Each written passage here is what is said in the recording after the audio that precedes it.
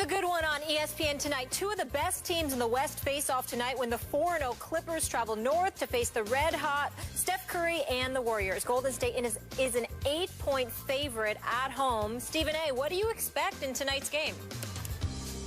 Well, I don't expect a blowout. I don't expect the Clippers to get annihilated by 50 points like the Memphis Grizzlies did. I think the Clippers and the Warriors being the lone undefeated teams in the Western Conference, I think that speaks to a collision course that seems imminent. They don't like each other very much. You've got Blake Griffin training with an MMA fighter to learn how to be more physical. You got Doc Rivers irking them because a reporter misconstrued his comments, talking about the Warriors and luck, you know, contributing to their championship that they captured last year. You got Klay Thompson remembering that. You got Sean Livingston talking about how Blake Griffin was unusually physical during a preseason game.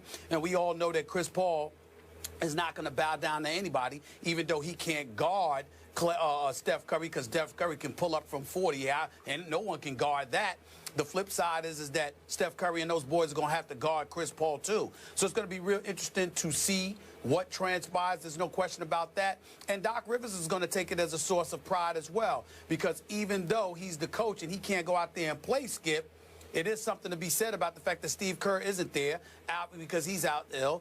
Alvin Gentry is coaching in New Orleans, and you got Luke Walton as an assistant on the bench. And I think from a prior perspective, even though coaches may not speak on it, you don't want to get out-coached by some assistant filling in. So all of those things contribute to how fiery this matchup may be. I've been looking forward to this for weeks. I cannot wait to see this game tonight. So the spread, as Molly said, is 8 points. Do you think it'll be under 8? I think it's going to be close. I don't think that. I think it's going to be closer than that, but I think the Warriors win because they're at home at the Oracle where they beat the Clippers the last 4 times. I think they find a way to pull out a nail biter. So you would take the points. I would not. I think, I don't know if you want to call this a blowout, but I could see the home team winning by 20.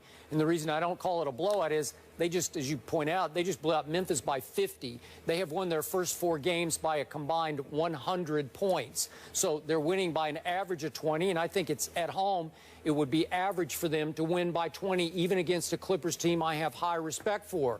But what's going on with Steph right now is Brady-esque, because he's on a mission, chip on shoulder, to prove to the league he was not a fluky MVP and that they were not, quote-unquote, lucky. And I don't think I misconstrued what Doc said. I think he was stating a fact. They got a lot of breaks because every point guard they played got hurt. And then, of course, the Cavs injuries in the finals. So I don't know if you want to call it lucky or not, but now they have new motivation, even as defending champs, to take it back out on the Clippers, their arch rival. Yeah, I think this is going to be a nail biter unless they decide to foul DeAndre Jordan a lot, and he shoots 39% from the free throw line like he did all of last season. But barring that, I think this will be a nail biter. Knicks, Cavs, Clippers, Warriors tonight on ESPN. Larry Fitzgerald is with us tomorrow, and thank you to Ja Rule. Browns announced this morning that quarterback Johnny Manziel will start tomorrow on the road against the undefeated Bengals. Browns starter Josh McCown is dealing with a painful rib injury that he suffered Sunday versus the Cardinals. Manziel made his NFL debut last December against the Bengals, throwing 2 interceptions in a 30-0 loss. Stephen A., what do you expect from Manziel on Thursday night? Not much, to be quite honest with you, but I'm not saying that to, point the finger at him. I just don't think that he has a lot to work with. You're talking about Johnny Manziel going up against the Bengals, a Bengals team that is undefeated, that is clearly superior to the Cleveland Browns, a team that when Johnny Manziel had his starting debut in the NFL, beat up on Johnny Manziel 30-0, had him 10 for 18 for 80 yards. They literally generated a grand total of 107 yards. That's how anemic Cleveland's offense was. They were completely dominant. Now, Johnny Manziel admittedly was not prepared. Ultimately, he revealed that he had some issues. Ultimately, he had to go to a rehabilitation center in the offseason. He comes back this year. He's been average. I mean, he wasn't god-awful. I think we have to take that into consideration. Clearly, there's been some improvement in the games that he has played this year. You know, he's completing, you know, more than 50% of his passes. He didn't look god-awful. He had 3 touchdowns, just 1 interception. He made some plays when he's been in the lineup this year. So certainly, I expect that he might have some bright moments. But is it going to really resonate to the point where he's going to have a profound impact on the outcome? Absolutely not. I think he's going against a superior team. He's devoid of the requisite weapons. And as a result, the Cleveland Browns will fall yet again. But it won't be because of Johnny Manziel. It will be because collectively, as a team, they're simply not good enough to beat the Cincinnati Bengals. Unless the Cincinnati Bengals, of course, take the night off. You know, I'm with you. He has been average this year. I'm going to, again, disqualify myself, Stephen A. As you know, I used to be Johnny's biggest fan. I used to try to drive his bandwagon. Now I'm off the bandwagon, and I still root for him. Heck, I have even prayed for him.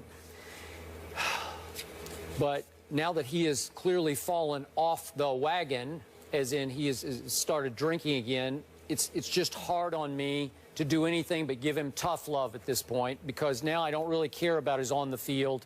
I only care about him off the field. And clearly he is still having issues. And then once he came close to hitting bottom in that highly suspicious incident in the car he was driving with the passenger, his live-in girlfriend, and we all remember the dash cam police audio in which we could hear the young lady saying he hit her a couple of times and that she, quote unquote, feared for her life. And we still haven't heard the outcome of the NFL's investigation into that incident. So given all that, if you force me to talk about him on the field, I've sort of lost heart for it anymore. But to your point, I cannot imagine a more difficult place. Maybe at Seattle against the Legion of Boom, but this is a division rival of theirs, clearly. That game, his performance against Cincinnati last year was in Cleveland, and it was as painful a performance to watch as I have ever had to sit through. He was, to your point, a flat-out disaster. Their offense was a disaster. He was overmatched. I have no idea if he was having off-the-field issues involving alcohol or whatever. But now you've thrown him back into the same fire, except it's at Cincinnati, and the Bengals, as you point out, are 7-0. Oh, great. Well, it's back to my suspicion about the organization. Do they really want him to succeed? You know, I realize Josh McCown's beat up. He's got the rib. But it just seems weird to me that if you're ever going to protect a kid who needs protecting, this is where you don't do this. No. Wrong place, wrong time, wrong opponent, wrong record. Everything's bad. And listen, Josh McCown has worked minor miracles with this Browns offense because it's got no, I told you in the preseason, they got no skilled weapons. This is the worst offense in pro football as far as danger point, whereas a defensive coordinator looks at it and says, I don't fear anybody on this offense, and I don't think they fear Johnny very much. And the Bengals were out to get him last year, and they're doing the money sign to him. Great. At least he dropped the money sign. But, okay, if he was average in his previous outings, let's hope he's just average in this one. But I don't give the Browns much of a shot in the football game. Yeah, regardless. I don't give them much of a shot either. But I think in fairness to him, let's see how the off-the-field issues play out. Yep. In terms of on-the-field issues, let's acknowledge that he doesn't have much to work with. Yep. I mean, listen, on the offensive side of the ball, tell me what he has to work with. Not much. I'm all ears. Barnage, Travis Benjamin. I mean, what are we talking about? I don't know. What are we talking about here? Yep. I'm just seeing some of these names. Taylor Gabriel, Andre Hawkins. I've never heard of some of these guys. I mean, I heard of Brian Hartline. There's a reason he's not Miami any longer. I mean, I'm not knocking these guys. I'm quite, but there's nothing that really stands out here, okay? So I'm just saying that they may get lambasted, but it may not be because of their quarterback play.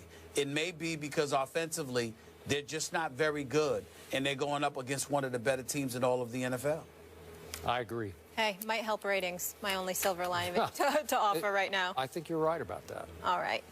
He's not always there when you call, but he's always on time. Up next, rapper and actor Ja Rule is in the house. We'll talk to him about his new show and, of course, NFL, NBA, much more. See you in a minute. Josh.